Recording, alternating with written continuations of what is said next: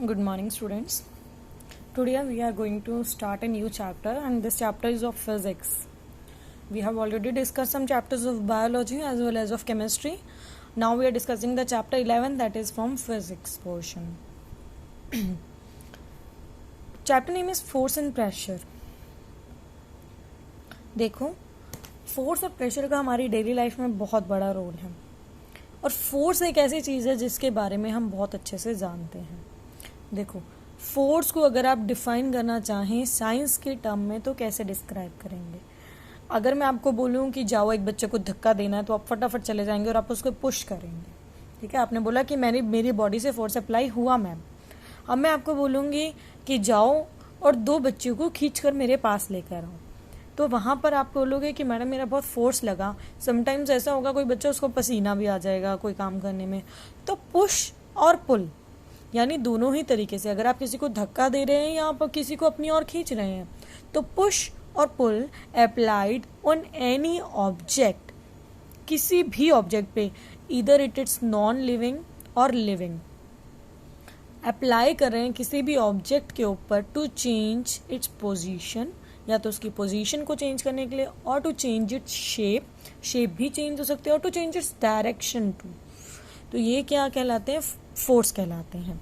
तो आप यहाँ पे डेफिनेशन देख सकते हैं, पुश और pull acting on a body और applied on a body which tends, जिसकी वजह से क्या होगा, which tends to change in state of rest और ऑफ मोशन.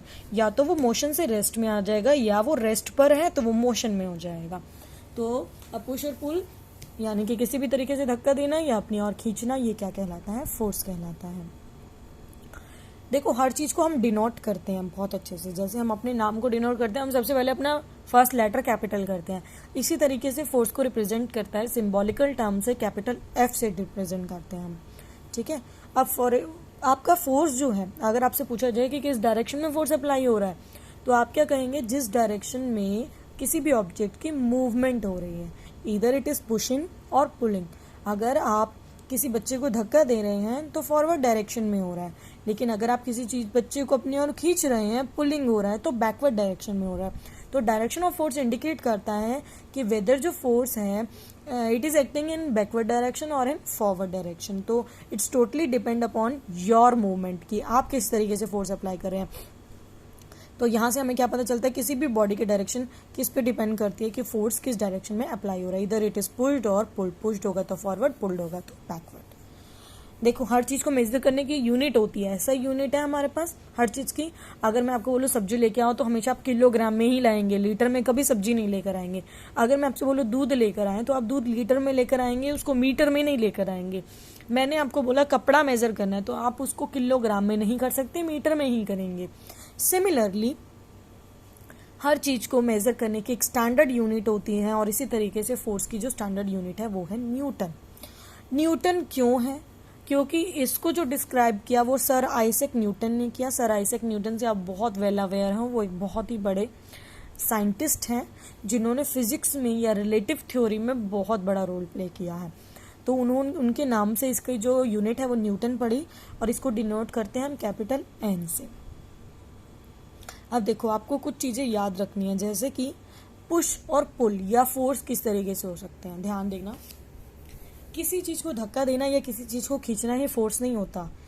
अगर आप साइकिल को पैडलिंग कर रहे हैं, फर्स्ट पिक्चर में देख सकते हैं, अगर आप साइकिल को पैडलिंग कर रहे हैं या खेल रहे हैं, आप भाग रहे हैं, आप बॉल को किक कर रहे हैं, आप बॉल को कैच कर रहे हैं, आप, हाँ जी, कैच करने में भी आपको पीछे की तरफ बैकवर्ड में अपने हाथों को ले जाना पड़ता है ताकि आपके हाथों पर जोर कम आए, चोट ना लगे. तो ये सभी किसके एग्जाम्पल हैं? आपके फोर्स के एग्जाम्पल हैं. फोर्स आपका किसी भी तरीके से हो सकता है, लेकिन उसके लिए कुछ एसेंशियल कंडीशंस हैं. एसेंशियल कंडीशन क्या है? कि आपकी बॉडी फिजिकल कांटेक्ट में ज़रूर होनी चाहिए. देखो, अगर मैं आपको ये बोलूँ कि आप बैठे बैठे ये बोल दो कि आपका जो दीवान है वो हवा में आ जाए, ऊपर आ जाए, या पीछे चला जाए, आगे आ जाए, सोफा उठ के आगे आ जाए, तो ऐसा नहीं हो सकता. लिविंग थिंग तो आ जाएंगे बट नॉन लिविंग थिंग नहीं आएंगे.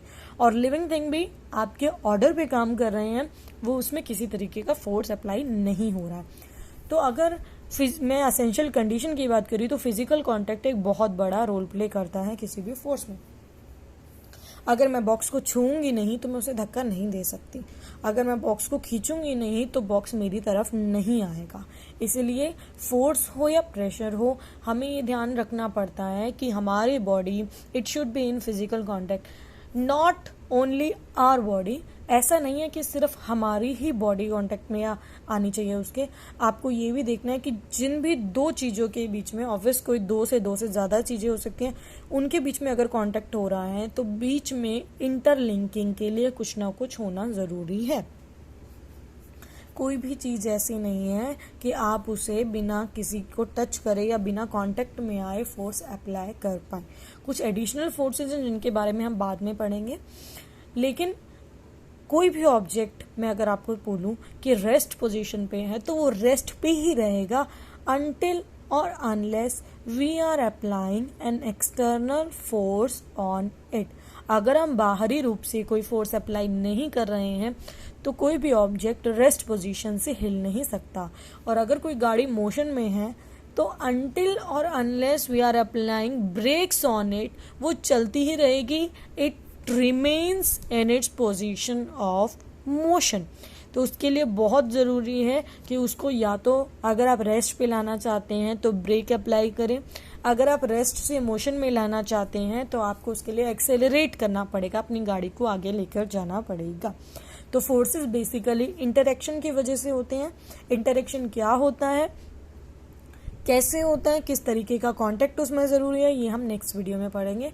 आज के लिए केवल इंट्रोडक्शन है, आपको ये चैप्टर रीड आउट करना है कि आप फोर्स होता है, कैसे फोर्स क्या है अप्लाई होता है हमारी डेली लाइफ में।